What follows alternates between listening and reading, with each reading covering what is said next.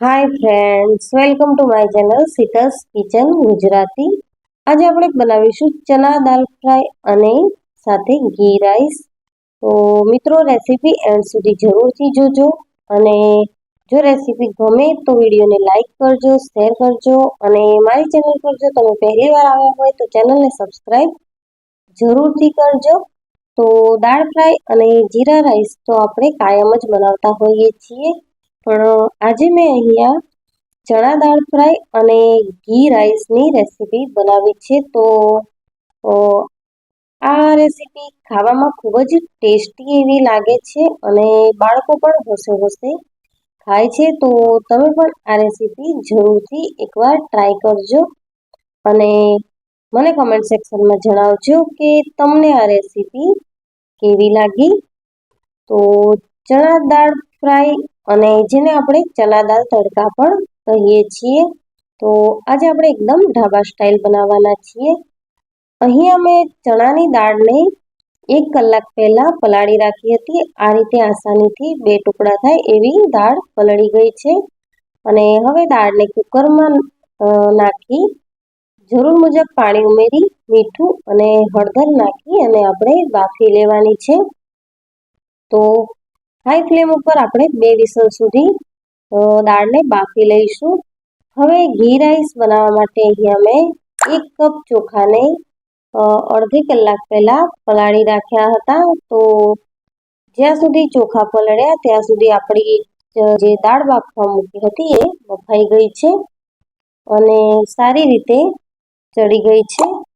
તો હવે આપણે કુકરમાં ઘી રાઈસ માટે વઘારી લઈશું અને ઘી રાઈસ બનાવવા માટે અહીંયા મેં કુકરમાં ઘી ઉમેર્યું છે, સાથે 2 લવિંગ, 1 ઇલાયચી, 1 તજનો ટુકડો, 3 થી 4 મરી, 1 તમાલપત્ર, અડધી ચમચી સાદું જીરું અને અડધી ચમચી મેં અહીંયા શાહી જીરું ઉમેર્યું છે.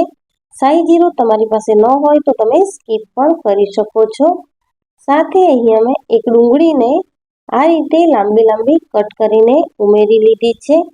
તો ડુંગળીને અને બધા જે આપણે ગરમ મસાલા નાખ્યા છે એ બધાને આપણે સારી રીતે સાતળી લઈશું અને આ ઘી રાઈસ છે તે આપણે બેઠા બનાવવાના છીએ કુકરમાં, એટલે ઓસાવાની કે કોઈ ઝંઝટ નથી.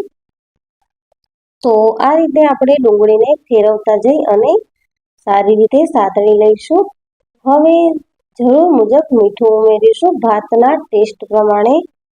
તો મીઠું અહીંયા મેં વઘારમાં જ એડ કરી દીધું છે અને ડુંગળી આપણી સારી રીતે સતળાઈ ગઈ છે. તો પલાળીને ધોઈને રાખેલા ચોખા ઉમેરી લઈશું અને એકદમ છૂટા એવા ભાત બનાવવા માટે આપણે અહીંયા જે કપ અથવા તો વાટકીથી ચોખા લીધા હોય તેનાથી આપણે ડબલ પાણી ઉમેરીશું. એટલે કે અહીંયા મેં 1 કપ ચોખા લીધા હતા તો કમ્પ્લીટ 2 કપ જ હું પાણી ઉમેરી રહી છું, જેથી કરીને ચોખા એકદમ છૂટા એવા બનશે. અને જો તમારે વધારે છૂટા જોઈતા હોય તો 2 કપથી થોડું ઓછું પાણી પણ ઉમેરી શકો છો. હવે આ રીતે એક ઉભરો આવા દીધા પછી જ આપણે કુકરનું ઢાંકણ બંધ કરીશું અને હાઈ ફ્લેમ ઉપર 1 વિસલ વગાડી લઈશું. હવે ચણા દાળ તડકા બનાવવા માટે અહીંયા મેં પેનમાં 1 મોટી ચમચી ઘી ઉમેર્યું છે. તો તમે ઘીની જગ્યાએ તેલમાં પણ વઘારી શકો છો, પરંતુ ઘીથી વઘારેલી દાળનો ટેસ્ટ ખૂબ જ સરસ આવે છે. હવે વઘારમાં 1 ચમચી જીરું, 1 વઘારનું સૂકું લાલ મરચું. તો જીરું અને મરચાંને આપણે સાતળી લઈશું અને સાથે ઉમેરીશું 1 તમાલપત્ર. સાથે અહીંયા મેં આદુ, મરચાં અને લસણની પેસ્ટ વાટી લીધી છે તો એ ઉમેરી લઈશું. હવે ચોપરમાં ચોપ કરેલી ઝીણી ડુંગળી ઉમેરવાની છે. તો અહીંયા મેં 1 ડુંગળીને ચોપરમાં ઝીણી ચોપ કરી લીધી હતી, તો તે આપણે ઉમેરી લઈશું અને ડુંગળીને આપણે સારી રીતે સાતળી લેવાની છે. એકદમ ગોલ્ડન બ્રાઉન કરવાની નથી, પણ થોડો ક્રંચ રહે એ રીતે આપણે સાતળવાની છે. સાથે જ અહીંયા મેં 2 નાના ટમેટાને ચોપરમાં ઝીણા ચોપ કરી લીધા છે, તો તે પણ આપણે ઉમેરી અને સારી રીતે સાતળી લઈશું. હવે ટમેટા અને ડુંગળી સતળાઈ ગયું છે અને ઘી છૂટું પડવા લાગે છે, તો આપણે જે બાફીને રાખી છે દાળ તે ઉમેરીશું. તેના પહેલા આપણે મસાલા કરી લઈશું. તો મસાલામાં અડધી ચમચી હળદર પાવડર, 1 ચમચી ધાણા જીરું પાવડર અને સ્વાદ પ્રમાણે મીઠું. આપણે મીઠું દાળ બાફતી વખતે પણ ઉમેર્યું છે, તો અહીંયા ધ્યાનથી ઉમેરીશું. સાથે 1 ચમચી ગરમ મસાલો અને અડધી ચમચી જેટલી હિંગ ઉમેરી મસાલાને આપણે સાતળી લઈશું.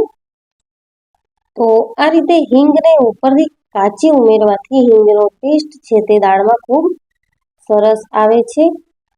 અને હવે આપણે 1 ચમચી જેટલી કસૂરી મેથીને હાથેથી મસળી અને ઉમેરી લઈશું. કસૂરી મેથીનો ટેસ્ટ તમે કોઈ પણ દાળ કે શાકમાં ઉમેરી અને જાતે જ અનુભવી શકો છો કે ખૂબ જ ટેસ્ટી એવો લાગે છે. તો મિત્રો, કોઈ પણ દાળ કે શાકમાં તમે કસૂરી મેથી ઉમેરી અને જરૂરથી ટ્રાય કરજો. સાથે આપણે હવે બાફેલી દાળ ઉમેરી દાળને ઉકળવા દઈશું. તો 2 થી 3 બોઇલ આવી જશે અને આપણી દાળ ચણા દાળ તડકા કે ચણા દાળ ફ્રાય બનીને રેડી છે. આપણે ઉપરથી એક વઘાર કરવાનો છે. તો દાળ ફ્રાય કે દાળ તડકામાં હંમેશા 2 વઘાર હોય છે. તો અહીંયા મેં વઘાર કરવા માટે વઘારિયું લઈ લીધું છે અને વઘારિયામાં આપણે 1 ચમચી જેટલું ઘી ઉમેરીશું અને ઘી ગરમ થાય પછી અડધી ચમચી જીરું, અડધી ચમચી હિંગ ઉમેરી અને બંનેને આપણે સારી રીતે થવા દઈશું. ત્યારબાદ વઘારનું સૂકું મરચું, 1 નાની ડુંગળીને આવી રીતે લાંબી કટ કરીને લઈ લીધી છે અને 1 નંગ ટમેટાને પણ મેં આવી રીતે મોટું જ કટ કરીને લઈ લીધું છે.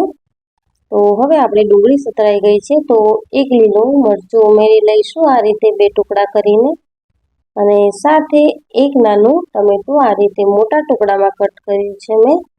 સાથે આપણે કલર માટે ઉમેરીશું 1 ચમચી કાશ્મીરી લાલ મરચું. જો તમે વધારે તીખું ખાતા હોય તો તમે સાદું લાલ મરચું પણ ઉમેરી શકો છો, પણ અહીંયા મેં કલર માટે ઉમેર્યું છે એટલે કાશ્મીરી લાલ મરચું ઉમેર્યું છે. તો બનેલા વઘારને આપણે દાળ તડકામાં ઉમેરી લઈશું અને હવે આપણી ચણા દાળ તડકા રેડી છે. લીલા ધાણા ઉમેરી અને આપણે તેને સર્વિંગ પ્લેટમાં લઈ લઈશું. તો મિત્રો, તમે આ રેસીપી જરૂરથી ટ્રાય કરજો અને મને કોમેન્ટ સેક્શનમાં જણાવજો કે તમને આ રેસીપી કેવી લાગી. અને જો મારી રેસીપી ગમી હોય તો વિડીયોને લાઈક કરજો, શેર કરજો અને મારા ચેનલને સબસ્ક્રાઈબ જરૂરથી કરજો. બાજુમાં આપેલું બેલ આઇકન બટન દબાવજો એટલે બધી જ રેસીપીની નવી નોટિફિકેશન સૌથી પહેલાં તમને મળશે. તો આ રીતે આપણી ચણા દાળ તડકા અને સાથે ઘી રાઈસ બનીને રેડી છે. તો આપણે તેને સર્વિંગ પ્લેટમાં લઈ લઈશું. તો પાણીનું અને ચોખાનું પરફેક્ટ માપ રાખીને મેં ઘી રાઈસ બનાવ્યા છે. તો એકદમ છૂટા એવા ઘી રાઈસ બનીને રેડી થયા છે. તો મિત્રો, તમે પણ આ રેસીપી જરૂરથી ટ્રાય કરજો. ખાવામાં ખૂબ જ ટેસ્ટી લાગે છે અને બાળકો પણ આસાનીથી ખાઈ લે છે. તો આપણે ચણા દાળ તડકા અને ઘી રાઈસ ખાવા માટે ગરમા ગરમ રેડી છે. Thank you for watching. Please like, share and subscribe my channel. Thank you for watching.